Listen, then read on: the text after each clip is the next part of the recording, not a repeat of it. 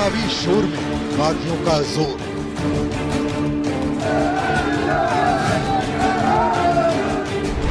बागियों के चक्रव्यूह में सियासी दल।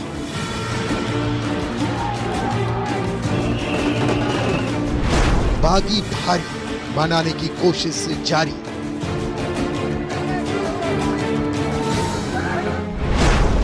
बागी किस पर भारी? बागी किस पर भारी। नमस्कार, बहुत बहुत स्वागत आप सभी का। शाम के 5 बजने वाले हैं। बिग इलेक्शन फाइट में आप सबका बहुत बहुत स्वागत। आप सबके साथ मैं हूं प्रियंका राय। आज की इस डिबेट में हम चर्चा करेंगे, बात करेंगे बागी नेताओं की। चर्चा होगी कैसे बागियों ने बड़े सियासी दलों को अपने चक्रव्यूह में फंसा लिया है। बागियों से मान मनौवल की जा रही है। मान मनौवल के बाद कुछ बागी तो मैदान से हट गए, यानी कि वो मान गए, लेकिन अब भी कुछ बड़े नेता बागी होकर मैदान में डटे हुए हैं। ये बागी सियासी दलों के लिए कितना बड़ा खतरा साबित होंगे, आज इसी मुद्दे पर हम खास चर्चा करेंगे। चर्चा के लिए खास मेहमान इस वक्त हमारे साथ जुड़ चुके हैं। परिचय कराते हुए इस वक्त हमारे साथ डॉक्टर निमिषा जी जुड़ चुकी हैं, प्रवक्ता हैं बीजेपी की। पौरुष भारद्वाज प्रवक्ता कांग्रेस के।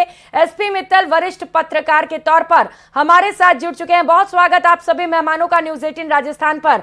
चर्चा की शुरुआत आज एसपी मित्तल साहब आप ही से करते हुए, क्योंकि कुछ बागी तो मान गए, लेकिन माना जा रहा है कि जो बागी अभी नहीं माने और निर्दलीय मैदान में ताल ठोक रहे हैं, वो खेल बिगाड़ सकते हैं। न सिर्फ बीजेपी बल्कि कांग्रेस का भी यहाँ पर समीकरण बिगड़ता हुआ नजर आ रहा है। कैसे देखते हैं आप इसे? देखिए, बागी जो है वो दोनों को नुकसान करेंगे। आप मतलब जैसे ऐसा नहीं है कि भारतीय जनता पार्टी का बागी कोई खड़ा हुआ है तो वो भारतीय जनता पार्टी को नुकसान करेगा या कांग्रेस। मैंने जो पूरा राजस्थान का अभी सिनेरियो सामने आया है उसमें दोनों दलों में बागी हैं, और ये जब बागी बन गए हैं तो आप मान के चलो एक दूसरे के वोट जरूर काटेंगे, इसमें कोई दो राय नहीं है। और हमने देखा कि जो पिछली विधानसभा भी निवर्तमान विधानसभा है उसमें 13 निर्दलीय विधायक हैं। ऐसी स्थिति में बहुत सारे जो बीजेपी के या कांग्रेस के नेताओं को ये लगता है कि हमें यदि पार्टी ने अधिकृत उम्मीदवार नहीं बनाया है तो हम निर्दलीय उम्मीदवार रख के चुनाव जीत सकते हैं। तो ऐसी स्थिति में जब उनको ये लगने लगा कि हम क्या नाम से विधायक बन सकते हैं, तो मुझे लगता है कि इनकी संख्या और बढ़ गई है। अभी जो सामने आया है मीडिया के माध्यम से कि करीब 25-25 विधायक, 25-25 निर्दलीय उम्मीदवार है, बागी उम्मीदवार है जो भाजपा और कांग्रेस के हैं। मेरा यह मानना है कि यह संख्या इससे ज्यादा है, क्योंकि जिन लोगों को क्या नाम से अपनी अपनी पार्टी से टिकट नहीं मिला, उन्होंने दूसरी क्षेत्रीय दलों से टिकट प्राप्त किया या राष्ट्रीय दल से प्राप्त किया, जिसमें क्या नाम से बसपा शामिल है, जिसमें आम आदमी पार्टी शामिल है, जिसमें आरएलपी शामिल है। इन पार्टियों के जिनके उम्मीदवारों को देखें तो उनमें से अधिकांश उम्मीदवार जो है वो उनकी पार्टी के नहीं है, उनका कोई कैडर भी नहीं है, वो भारतीय जनता पार्टी के नेता है या फिर वो कांग्रेस के नेता है। यदि इन सबकी संख्या मिलाई जाए तो मुझे लगता है कि बहुत ज्यादा ये संख्या सामने आएगी जो भाजपा और कांग्रेस में हम बगावत की स्थिति को देख रहे हैं। एक बात हो रही कि आखिर में ये इतने लोग आए कहां से? जो टिकट का जो वितरण हुआ, जो कांग्रेस जो भाजपा में जो टिकट का वितरण हुआ, उसका भी एक कारण ये रहा कि क्या नाम से जब एक जो 5 साल से सक्रिय कार्यकर्ता को आपने टिकट नहीं दिया तो फिर वो क्या नाम से निर्दलीय उम्मीदवार बन गया या उसने किसी पार्टी से टिकट हासिल कर ली, तो उसके कारण भी इसकी संख्या बढ़ी है।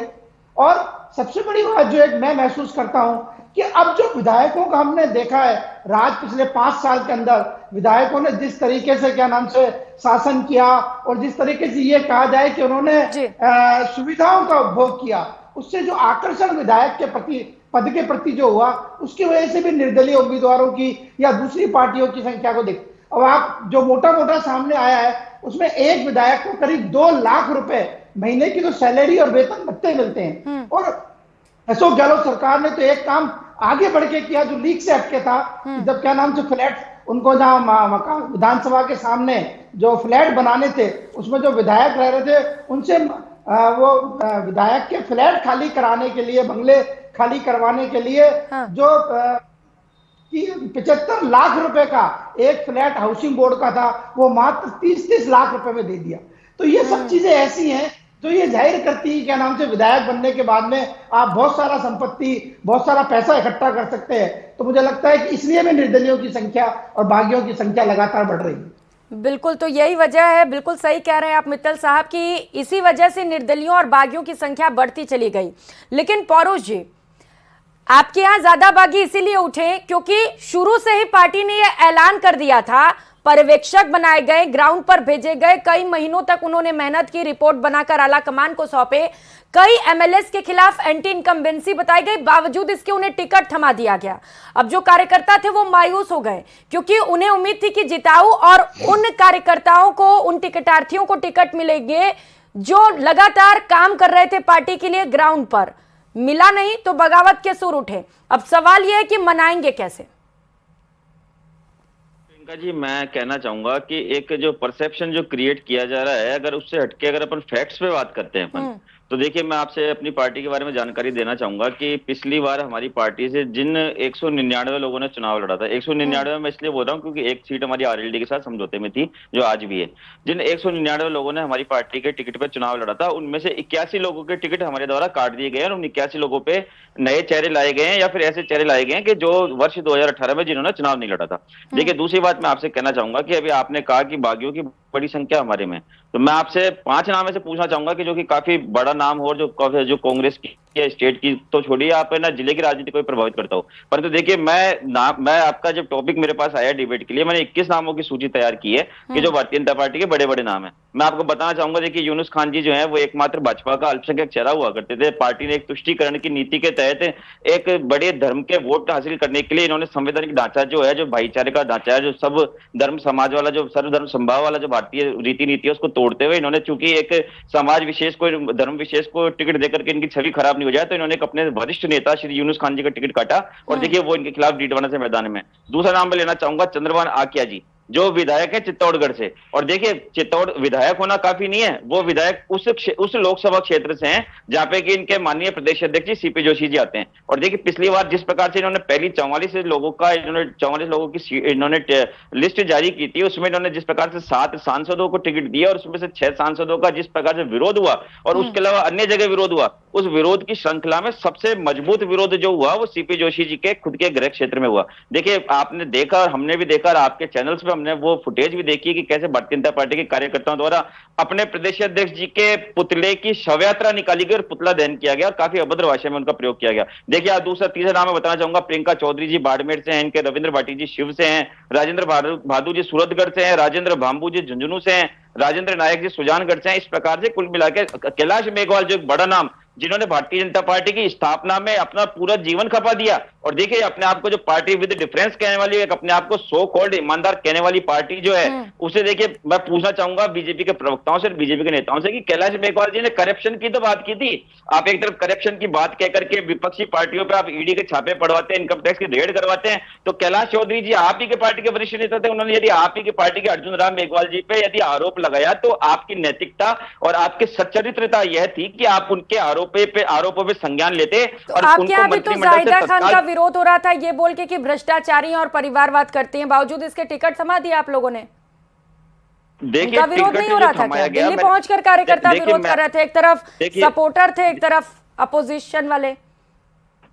देखिए प्रियंका जी, मैं आपसे इस बात को कहना चाहूंगा कि देखिए विरोध जो है वो एक लोकतंत्र की खूबी के रूप में उसको लिया जाना चाहिए। लोकतंत्र में कभी भी विरोध को एक अन्यत्र रूप में नहीं लिया जाना चाहिए। देखिए परंतु जब पार्टी ने टिकट दे दिया तो देखिए आपने खुद ने देखा कि सारे हमारे कार्यकर्ता जो है वो एक होकर के उन्होंने पार्टी के निर्णय को माना और ठीक है टिकट घोषित हुआ, उसके 1-2 दिन बाद कोई नाराजगी रही होगी, परंतु हमारी नाराजगी जो है वो हमारे कार्यकर्ताओं की नाराजगी सड़कों पर नहीं आई। मैं आपको बड़े विनम्रता के साथ कहना चाहूंगा कि आप अपने टीवी चैनल की तमाम पिछली रिपोर्ट्स उठा करके देखें, आपको कहीं पर भी ऐसा दृश्य नजर नहीं आया होगा कि जहां पे कांग्रेस कार्यकर्ता ने टिकट घोषित होने के बाद सड़क पर उतर के अपनी पार्टी के निर्देशों की अवहेलना की हो या फिर अपनी पार्टी के नेताओं के पुतले जलाए हों। इनके यहाँ तो प्रदेश अध्यक्ष जी के पुतले जल रहे हैं, देखिए आप इनके। तो मैं आपको एक चीज कहना चाहूंगा, देखिए इनके जो बड़े चेहरा भवानी सिंह राजावत जी थे इनके यहाँ से, वो कह रहे हैं कि आपके यहाँ विरोध ज्यादा है, हमारे यहाँ विरोध नहीं हो रहा है।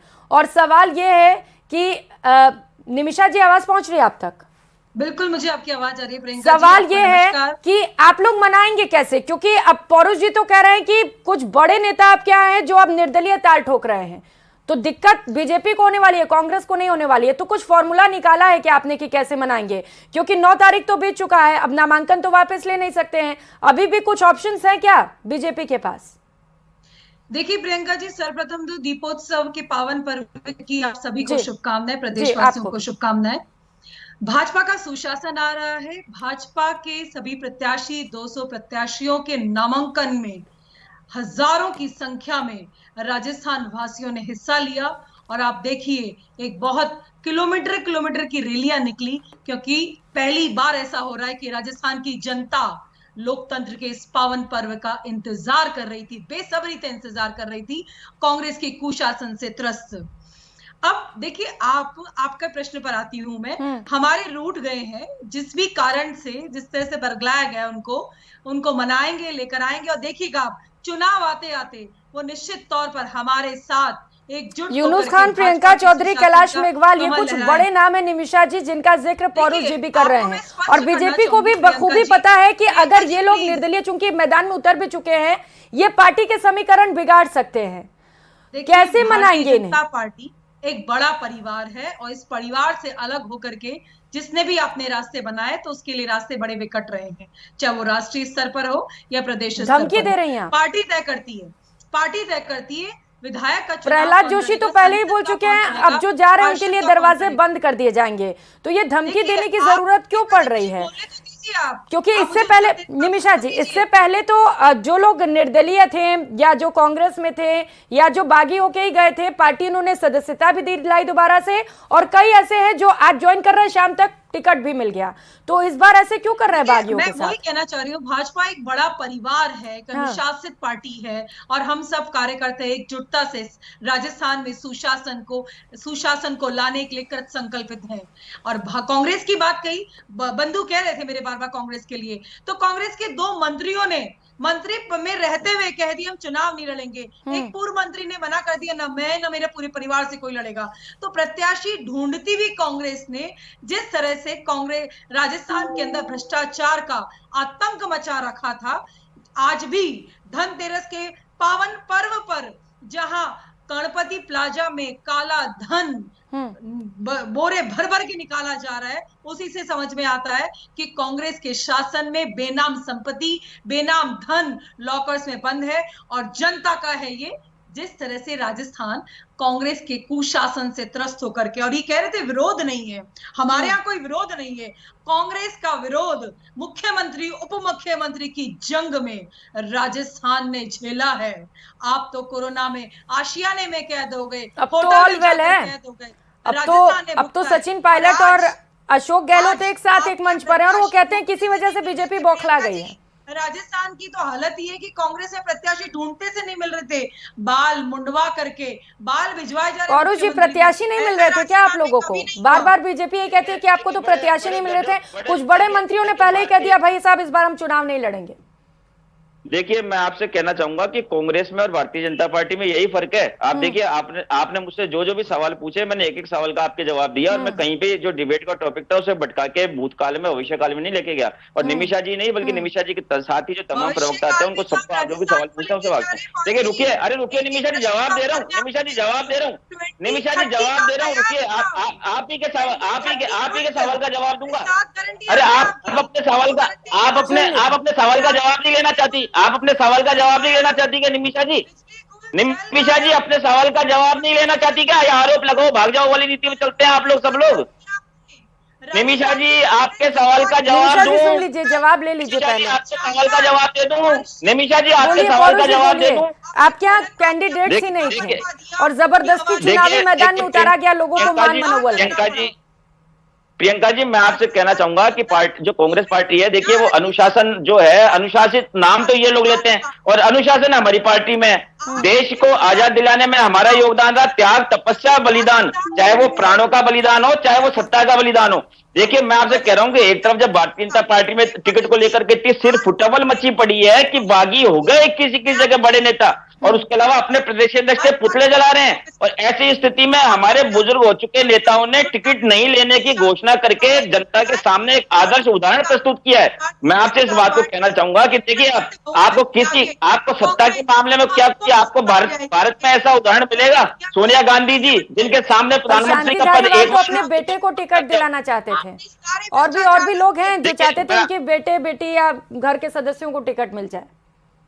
देखिए, जो अभी निमिषा जी ने जो बात कही, निमिषा जी के साथ दिक्कत ये है, निमिषा जी के साथ ही नहीं तमाम भाजपा प्रवक्ताओं के साथ दिक्कत ये होती है कि ये आरोप लगाते हैं और भाग जाते हैं। ये अपने खुद के लगाए हुए आरोपों का जवाब नहीं सुनना चाहते, और जब जो आरोप इन पे लगाते हैं उसको वो नहीं करते। देखिए, मैं आपसे, देखिए निमिषा जी बता रहा हूँ, निमिषा जी बता रहा हूँ, अब आप फिर बोल रहे हैं आपको पता है, मैं बोलूंगा, आपको पता है। निमिषा जी समय बीत रहा है, आपके सवालों का जवाब देना है। निमिषा जी, समय बीत रहा है, आपके सवालों का निमिषा जवाब जी पहले सुन लीजिए, फिर हम आएंगे आपके पास। निमिषा जी आपके सवालों का जवाब देना है मुझे। देखिए निमिषा जी, आपकी पार्टी में आपकी, देखिए आप, निमिषा जी देखिए, सुन लीजिए गजब है निमिषा जी। इनका माइक म्यूट कीजिए, इनका माइक म्यूट कीजिए, इनका माइक म्यूट कीजिए। अरे निमिषा जी, बोलने से जनता प्रभावित नहीं होती, जनता तथ्यात्मक जवाब देने से प्रभावित होती है। दर्शक तब आपसे प्रभावित होंगे जब आप तथ्यात्मक जवाब। मैं आऊंगी आपके पास, पहले उनको जवाब दे लेने दीजिए, फिर मैं आप ही से जवाब लूंगी उस पर। तथ्यात्मक जवाब दीजिए। लगातार कैसे टलाने से दर्शक प्रभावित नहीं होते। आपकी हंसी उड़ रही है, दर्शक आपसे मजाक कर रहे हैं, आप सुनिए बात को। टुकड़ा साफ होने वाला है। हवा पानी की तरह भ्रष्टाचार जो आपने कांग्रेस ने राजस्थान में किया है ना, अब आप हवा पानी की तरह इनका माइक म्यूट कीजिए, इनका माइक म्यूट कीजिए। 20,000 करोड़ का घोटाला संसद में देखा था कि कैसे अडानी को बचाने के लिए तमाम भाजपा के सांसद जो है वो उन्होंने संसद को बाधित करने के लिए लाइन से आगे आ गए। ठीक है, भ्रष्टाचार पर ना जाते हुए हम बात कर रहे हैं क्योंकि बागी नेताओं की। अब निमिषा जी आपने आरोप लगाए हैं कि कांग्रेस के पास कैंडिडेट्स नहीं थे और कुछ मंत्रियों ने मना कर दिया कि हम नहीं लड़ेंगे, तो उस पर वो जवाब दे रहे, पहले सुन लीजिए फिर आप बोलिएगा। पौरुष जी बोलिए। पौरुष जी देखिए प्रियंका जी, मैं आपके सामने 2 उदाहरण प्रस्तुत करना चाहूंगा जी। देखिए प्रियंका जी और निमिषा जी, आप भी सुनिए। मैं कह रहा हूं कि आपने मुझे कहा कि भाई हमारी पार्टी के नेताओं ने चुनाव लड़ने से मना कर दिया, कि जैसे हमारे दीपेंद्र सिंह शेखावत जी और जो हमारे हेमाराम चौधरी जी। और देखिए 2 ही बुजुर्ग नेताओं के उदाहरण इनके यहाँ पे, कैलाश चौधरी जी और सूर्यकांता व्यास जी। देखिए दोनों पार्टियों में कितना फर्क है। एक तरफ एक पार्टी के नेता अपनी नई पीढ़ी को, चाहे वो कांग्रेस परिवार के सदस्य हों चाहे वो कई बाहर के सदस्य हों, वे चाहते हैं कि देश में नई पीढ़ी राजनीति में अपनी जड़ें जमाए, उनकी शुरुआत हो, इसलिए वो आगे बढ़कर के सत्ता को त्यागते हैं। जैसा कि हमारी पार्टी में सोनिया गांधी जी ने खुद ने आगे बढ़कर के प्रधानमंत्री पद को ठोकर मारी थी। और इनकी पार्टी में देखिए एक बुजुर्ग नेताओं को किस प्रकार से धकेला जाता है। आडवाणी जी को, मुरली मनोहर जोशी जी को, किस प्रकार से मंडल बना के उनको रवाना कर दिया गया। अब राजस्थान में देखिए कैलाश मेघवाल जी, सूर्यकांता व्यास जी, किस प्रकार से उनको अपमानित करके उनकी पूरी जिंदगी भर पार्टी को दी गई सेवाओं को का तिरस्कार किया गया, इस प्रकार उनकी सेवाओं को तिलांजलि दी गई। उनका अंतिम समय जो राजनीति में उनके अंतिम वर्ष है, उनको भी ये लोग सम्मानजनक विदाई नहीं दे पाए। ये फर्क कांग्रेस पार्टी में और भारतीय जनता पार्टी में। और देखिए जैसा कि मैंने आपसे कहा कि जैसे ही मैं बोलने लगा, भारतीय जनता पार्टी की हमारी बहन प्रवक्ता तिलमिला उठी है। इनको जवाब नहीं सुनना है, इनको खुद की कैसेट बजानी है, इनको वहां से फीड करके कैसेट भेजी जाती है, उस कैसेट को प्ले करना इनकी मजबूरी होती है। ना तो इनके प्रधानमंत्री जी प्रेस कॉन्फ्रेंस कर पाते हैं, ना भारतीय जनता पार्टी के प्रवक्ता टीवी पे एंकर चूंकि कांग्रेस बार बार ये दावा कर रही है कि हमारे यहाँ उतने बागी नहीं, कुछ बड़े नेता मैदान में नहीं उतरे जितना बीजेपी में। कुछ नामों का भी जिक्र किया यहाँ पर पौरुष जी ने। अब आपको क्या लग रहा है सबसे ज्यादा खेल किसका बिगड़ने वाला है इस बार? प्रियंका जी, मैं आपको कहना चाहूंगी कि भारतीय जनता पार्टी सुनो उनका, अरे आपकी पार्टी में बोलिएगा, निमिषा जी आपकी पार्टी में बोलिएगा। मित्तल साहब को सुन लीजिए पहले, फिर मैं आपके पास आऊंगी फौरन। मित्तल सुनिए निमिषा जी, ये निमिषा जी आप लोग जो दिल्ली के चैनलों पे चलाते हैं वो चीज यहाँ नहीं चलेगी, यहाँ पे सबको मौका मिलेगा बारी बारी से। मित्तल साहब, ये प्रदेश की जनता है, वक्त की कमी हमारे पास है। निमिषा जी प्लीज सुन लीजिए, मित्तल साहब की बहुत इंपॉर्टेंट सवाल है मेरा। मैं आपका इंपॉर्टेंट सवाल का जवाब देती हूँ, मित्तल साहब को बोलने दीजिए प्लीज। निमिषा जी मुझे वॉइस डाउन करना पड़ेगा आपका, मुझे वॉइस डाउन कर दीजिए निमिषा जी का। मित्तल साहब बोलिए। प्रियंका देखिए, जो भाजपा और कांग्रेस के प्रवक्ता हैं वो इस बात को जस्टिफाई कर रहे हैं कि इतने निर्दलीय उम्मीदवार खड़े हुए हैं, इतने बागी खड़े हुए हैं, लेकिन फिर भी उनके यहाँ इससे कोई फर्क पड़ने वाला नहीं है। और वो दोनों को अपना अपना लोकतंत्र बता रहे हैं। भारतीय जनता पार्टी के भी प्रवक्ता यही कह रहे हैं और कांग्रेस के प्रवक्ता भी यही कह रहे हैं कि ये जो बागी है ये हमारे यहाँ लोकतंत्र की वो है पहचान है और हम सबको कहने का मौका देते हैं। ये अपना अपना तर्क है। लेकिन मैं एक बहुत महत्वपूर्ण बात ये कहना चाहता हूँ कि दोनों पार्टियों ने, चाहे भारतीय जनता पार्टी चाहे कांग्रेस हो, उन्होंने जो 2018 के जो निर्दलीय उम्मीदवार थे, जो बागी थे पार्टी को, इस बार उनको अधिकृत उम्मीदवार बनाया है। और इसलिए बनाया है कि उन्होंने पिछली बार अच्छे वोट बिल्कुल, और देखना बड़ा ही दिलचस्प होगा कि इस बार बागी किसका खेल ज्यादा बिगाड़ते हैं, क्योंकि बड़ी संख्या में निर्दलीय कई नेताओं ने ताल ठोक दी है। अब वक्त बहुत ज्यादा नहीं बचा है, 3 दिसंबर को इसका फैसला भी हो जाएगा। बहुत शुक्रिया आप सभी मेहमानों का हमारे साथ जुड़ने के लिए और इस खास चर्चा के लिए। इस डिबेट में फिलहाल इतना ही। नमस्कार।